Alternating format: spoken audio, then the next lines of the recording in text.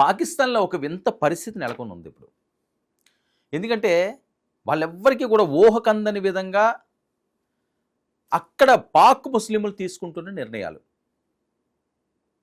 ఒకటి, మా దేశం చేతగాని దేశం, భారత్కి జై, భారత్ మాతాకి జై, భారతదేశం తలుచుకుంటే మేము అసలు ఉండం, మాకు అర్థమైపోయింది అని అక్కడ పౌరులు ఈరోజు మాట్లాడుతున్నారు. చాలా ఆసక్తికరంగా ఉంది ఇది చూసిన మరి ఆ ఉగ్రమూకల్ని పెంచి పోషించే నాయకులు, నెక్స్ట్ అక్కడ పాలన సాగించే ఆ ప్రబుద్ధులు మరి ఏం తెలుసుకోవాలి అంటే, మార్పు అన్నది ప్రపంచవ్యాప్తంగా మొదలయ్యింది. అది ఏ దేశం అవనియండి, ఎంత కరుడు కట్టిన వాళ్ళు అవనియండి, ఎంత కులపిచ్చున్న వాళ్ళు అవనియండి, ఎక్కడో దగ్గర మార్పు వస్తుంది. ఆ మార్పు తీసుకొచ్చిన ఘనత భారతదేశంది ఈరోజు. ఎందుకంటే ఎవరిని అడుక్కోకుండా తమ సొంత ఆలోచనలతో తమకు జరిగిన అన్యాయానికి పోరాటం చేస్తున్న యోధులు భారతీయులు, భారత ఆర్మీ కూడా. వాళ్ళు తప్పు చేశారు కాబట్టి శిక్ష అనుభవించాలంతే. అదే చెప్తుందిలా, తప్పు చేసినోడికి శిక్ష పడాలి. అది పొరుగు దేశమా, పక్క దేశమా, ఇంటి పక్కోడా, ఎదురున్న ఓడా, లేకపోతే వేరే ఊరోడా, వేరే రాష్ట్రం ఓడా, ఇది కాదండి. తప్పు చేస్తే శిక్ష పడాలి. అదే ఇప్పుడు అమలు చేస్తున్నారు తూచా తప్పకుండా. ఇందులో తప్పే ఉంది? దీన్ని ఎవరు తప్పు పడతారు? ఎందుకు తప్పు పడతారు? ఏం చేశారని తప్పు పడతారు? తప్పు చేసింది ఎవరు? దాని ప్రతీకారం ఎందుకు తీర్చుకోకూడదు? బిన్ లాడెన్ని పాకిస్తాన్లో అమెరికా ఎందుకు చంపింది? అమెరికాకి సంబంధం ఏంటి? ఆ దేశం వెళ్ళకూడదు అనుకుంటే వెళ్ళింది కదా, డైరెక్ట్గా వెళ్ళారు, మట్టు పెట్టారు. ఎంత ఆపరేషన్ చేశారు? అది వాళ్ళలో అది టాపెస్ట్ ఆపరేషన్లో అదొకటి, బిన్ లాడెన్ని పట్టుకోవడం. చూసాం కదా మనం. ఆ దేశంలోకి ప్రవేశించారు. మరి భారత్ ఎందుకు ఊరుకుంటుంది? భారత్కి ఆ పౌరుషం లేదా? భారతీయులు భారత పౌరుల్ని అతి దారుణంగా కిరాతకంగా చంపుతుంటే చేతులు ముడుకు కూర్చుంటారనుకున్నారా? సమస్య లేదు. ఎవరు అడ్డొచ్చినా, ఎవరాలకి సపోర్ట్ చేసినా, ఏం చేయడానికి వాళ్ళు సిద్ధపడ్డా వెనకడుగు వేసే పరిస్థితే లేదు, మడం తిప్పే ప్రసక్తే లేదు. అదే చెప్తున్నారు మోదీ గారు అవనియండి, అజిత్ దోవల్ గారు అవనియండి. వాళ్ళ వ్యూహం అలా ఉంది, వాళ్ళ టీం అలా ఉంది. పక్కా ప్రణాళికలతో కొట్టే టీం అది. ఇప్పుడు ఆ టీంని చూసి పాక్ వనకడమే కాదు, జ్ఞానోదయం అవుతుంది అక్కడ పౌరులకి. ఇది మంచి శుభసూచకం. పాకిస్తాన్ అక్కడ నివసించే వాళ్ళకి, వాళ్ళు 4 కాలాల పాటు సుఖంగా సంతోషంగా వాళ్ళ కుటుంబాలతో ఉండాలి అంటే వాళ్ళు ఈరోజు చేస్తున్నవి, ఈరోజు మాట్లాడుతున్నవి తూచా తప్పకుండా పాటిస్తే వాళ్ళ జీవితాలు అద్భుతంగా ఉంటాయి. ఎక్స్క్లూజివ్గా మీకు నేను ఆ బయటలు కూడా వినిపిస్తాను. ఎంత అద్భుతంగా వాళ్ళు మాట్లాడుతున్నారంటే, పాకిస్తాన్ చీ అంటున్నారు వాళ్ళు. ఎందుకు మాకు ఈ కర్మ మీతోటి అంటున్నారు?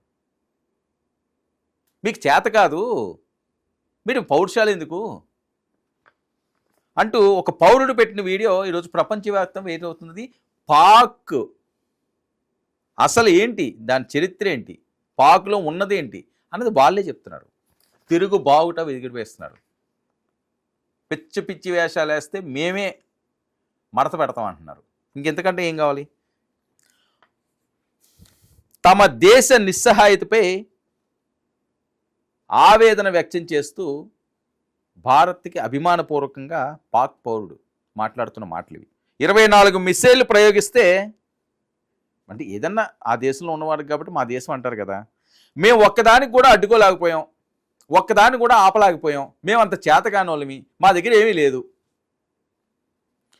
సోషల్ మీడియాలో ఫేక్ ప్రచారం చేస్తున్నారు తప్ప మా సొంత గడ్డపై మా సొంత ప్రభుత్వం ఏమీ చేయట్లేదు. మేము చాలా దారుణమైన పరిస్థితుల్లో ఉన్నాము. ఎవరండి? పాక్ సిటిజన్ చెప్పేది, పాక్ యువకుడు చెప్తున్న మాటలు అవి.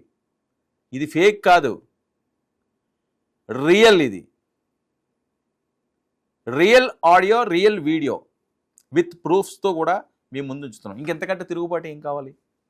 అసలు పాకిస్తాన్ నుంచి ఇలాంటి మాటలు ఎప్పుడైనా మనం విన్నామా? ఒకసారి బయట విందాం ప్లీజ్. के ऊपर 24 मिसाइल हमले किए और हैरानगी की बात यह है कि तकरीबन सारे मिसाइल अपने टारगेट के ऊपर जाके लगे।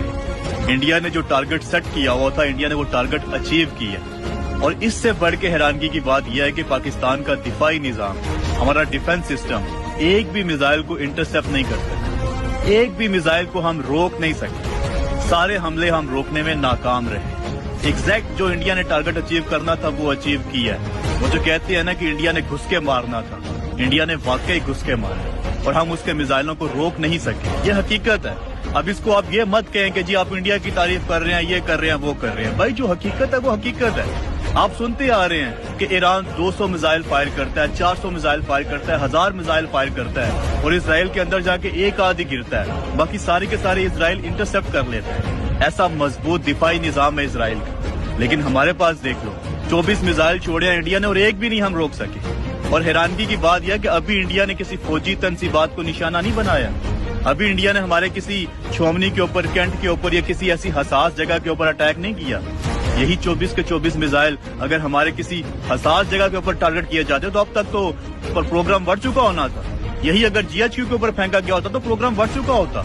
या यही किसी और हसास जगह के ऊपर मिसाइल गिराए जाते तो किसने रोकने थे?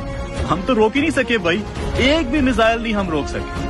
दूसरी अफवाह ये फैलाई जा रही थी, सारी रात को पाकिस्तानी मीडिया लगा हुआ था, सोशल मीडिया के ऊपर तमाम झूठ पॉलिसी लगे हुए थे, वो पाकिस्तान ने इंडिया पे जहाज गिरा दी हैं।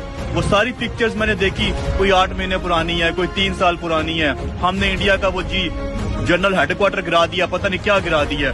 वो मैंने सर्च किया, वो भी फेक न्यूज फैलाई हुई है। ఇది ఏం చెప్తున్నాడు? తమ దేశం పరిస్థితి మాకు ఏ గుడ్డు లేదు, ఎంతో ఉన్నదనుకుంటూ బిల్డప్లు ఇస్తున్నాము, 24 మిస్సైల్ ప్రయోగిస్తే ఏముందిరా మీ దగ్గర ఆపడానికి? మమ్మల్ని ఎందుకు బలి పశువులు చేస్తున్నారు? మమ్మల్ని ఎందుకు బలి చేస్తున్నారు? మమ్మల్ని ఎందుకు నాశనం చేస్తున్నారు?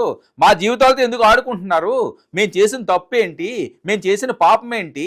ఈ దేశంలో పుట్టడమే మేము చేసిన తప్ప? మీ పాలనలో మేము బతకడమే మేము చేసుకున్న దురదృష్టమా? మాకు ఈ దరిద్రం ఎప్పుడు పోతుంది? మేము పక్క దేశాలకు పోతాం అవసరమైతేని అని మాట్లాడు. దాని అర్థం ఏంటి? అదే మేము భారత్ పోతాము, అక్కడే ప్రశాంతంగా బతుకుతాము. భారతదేశంలో ఎంతమంది ముస్లింలు గుండెల మీద చేసుకుని పడుకుంటున్నారండి ప్రశాంతంగాని, టెన్షన్ లేకుండాని. భారతదేశం మీద కాదు కదా, మతపరంగా విడిపోయిన దేశం అయినప్పటికీ కూడా అన్నదమ్ముల్లాగా ఆహ్వానించే భారతీయులు. ఈరోజు మీరు రంజాన్లు చేసుకోండి, లేకపోతే వేరే ఫంక్షన్లు చేసుకోండి, హిందువులందరూ అందులోకి వస్తారు, మీతో పాటు పాలు పంచుకుంటారు. అలాగే హిందువులు దీపావళి చేసుకోండి, దసరా చేసుకోండి, మీరు పాలు పంచుకుంటారే. మరి అక్కడ ఆ పరిస్థితి ఎందుకు లేదు? హిందువులు అక్కడ బతకగలరా? ఉన్నదే 1%. ఎంతమంది నుంచి ఎంతమందికి తీసుకొచ్చారు? 1% తీసుకొచ్చారు. వాళ్ళు బిక్కు బిక్కుమంటూ బతకాలి. అక్కడి నుంచి మేము వచ్చేస్తాం, మా బతుకు మేము బతుకుతాం అంటే అక్కడి నుంచి రానివ్వరు, వెళ్ళడానికి వీలు లేదంటారు, అక్కడ బతకనివ్వరు. ప్రపంచంలో ఎవరికైనా ఎక్కడైనా బతికే హక్కు ఉంది, పద్ధతిగా బతికితే. మీలాగా దొంగ బుద్ధితో, దుష్ట ఆలోచనలతో, రక్తదాహంతో బతకడానికైతే ఎవరో క్షమించరు. అది బతికే అర్హత లేదు ఈ భూమి మీద. మంచికే స్థానం ఉంది, చెడుకు స్థానం లేదు, అది ఎంత గొప్పోడైనా సరే. కానీ మీరు చేసేవన్నీ ఇప్పుడు మీ పౌరులు తిడుతున్నారు, మీ పౌరులు తిరుగుబాటు చేస్తున్నారు, మీ పౌరులు థూ అంటున్నారు, మేమే మమ్మల్ని పాతేస్తామంటున్నారు. ఏం చెప్తారు వాళ్ళకి? ఏం చెప్తారు మీరు వాళ్ళకి? చెప్పగలరా? ఏముంది చెప్పడానికి? చేయడానికి ఏమీ లేదు, చెప్పడానికి ఏం లేదు.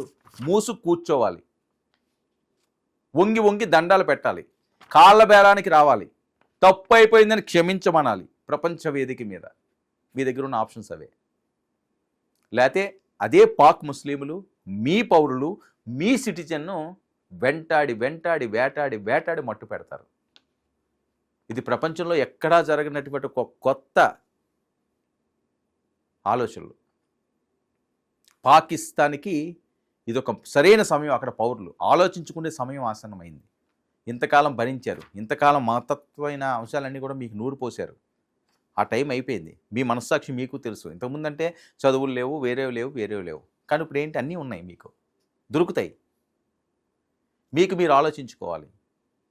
ఒకప్పుడు నాయకులు మనం ఎలా ఆడమంటే అలా ఆడేవారు, పాడేవారు. ఇప్పుడు ఆ పరిస్థితి ఉంది. ఇప్పుడు చొక్కా పట్టుకుని నిలదీస్తున్నారు. ప్రధాని కనిపించడు, ఆ మునీర్ కనిపించడు, అజార్ కనిపించడు. మీరే మీ బాధలు ఈ రకంగా వ్యక్తం చేసుకోవాలి సోషల్ మీడియా ద్వారా. మీకు దిక్కు లేదు, మొక్కు లేని అయిపోయారు. ఇంట్లో పరిస్థితి ఏంటంటే ఒక కుటుంబ పెద్ద ఏదో కారణం మీద అతను వ్యసనపరుడయ్యో లేకపోతే ఇంకో దొంగ అయ్యో ఇంకోటయ్యో ఆ ఇంటిని సరిగ్గా కాపలా కాయకపోతే పరిస్థితి ఏంటి? చెల్లాచెదరైపోతుంది కుటుంబం. అడుక్కు తినాల్సిన పరిస్థితి వస్తుంది. మీ పాలన కూడా అలాగే సాగుతుంది. వాళ్ళు చేసిన తప్పులు వాళ్ళకి ఎటువంటి అధికారాలు లేవు. ఏమున్నదో ఒక పక్క సైన్యం వచ్చి మళ్ళీ ఎక్కడెక్కుతుందో మీదకని అదొక బాధ. అదేం బతుకులు, అదేం దేశం, అదేం రాజ్యం? ఎందుకు మంచిగా ఆలోచించరు? ఎందుకు ఇలాంటి కోరిక కొని తెచ్చుకున్నారు? ఎవరు చేసిన తప్పులు ఇవి? మీ స్వయంకృత అపరాధం కదా. మీరే పెంచి పోషిస్తున్నామని చెప్తున్నారు కదా, మీరే రెచ్చగొట్టి పంపిస్తున్నారు కదా, మీరే ఈరోజు బిక్కుబిక్కుమంటూ బతకాల్సిన దుస్థితి తెచ్చుకున్నారు కదా. ఎవరైనా తీసుకొచ్చారా మిమ్మల్ని? మీ మీద ఎవరైనా అటాకులు చేశారా? మిమ్మల్ని ఎవరైనా పన్నెత్తి మాట అన్నారా? ఏ రోజైనా కవ్వింపు చర్యలు చేశారా? ఓ పక్క అలా జరుగుతుంటే మళ్ళీ 16 మందిని చంపుతారా? సిగ్గు ఉందా? ఆలోచన ఉందా? మైండ్ దొబ్బిందా? ఇంకేం చేయాలి అంటే మీకు చావు తప్ప ఇంక వేరే శరణ్యం లేదన్నమాట. ఇంకంతే, ఇంక మీరు అయిపోయిన దాకా ఇంకంతే, ఇలాగే చెలరేగిపోతారు. అమాయక ప్రజలు ఏం చేశారు? వాళ్ళు ఏం తప్పు చేశారు? మీ దేశంలో మీరు ప్రశాంతంగా బతకటం లేదా? మరి మీరు వేరే దేశానికి వచ్చి వాళ్ళని చంపే హక్కు మీకు ఎవరు ఇచ్చారు? అదే మిమ్మల్ని చంపితే బొయ్యమని ఏడుస్తున్నాడు అజరు. మామూలు ఏడుపు కాదు, దొల్లు ఏడుస్తున్నాడు. 14 మంది నా కుటుంబాలు చచ్చిపోయారు, 14 మంది నా కుటుంబాలు చచ్చిపోయారని. మరి మిగతా వాళ్ళ ప్రాణాలు కాదా? వాళ్ళ కుటుంబాలు లేవా? వాళ్ళ సింధూరాలను మీరు తుడిచిలేదా? ఎందుకు వచ్చింది సింధూర్? అందుకే వచ్చింది.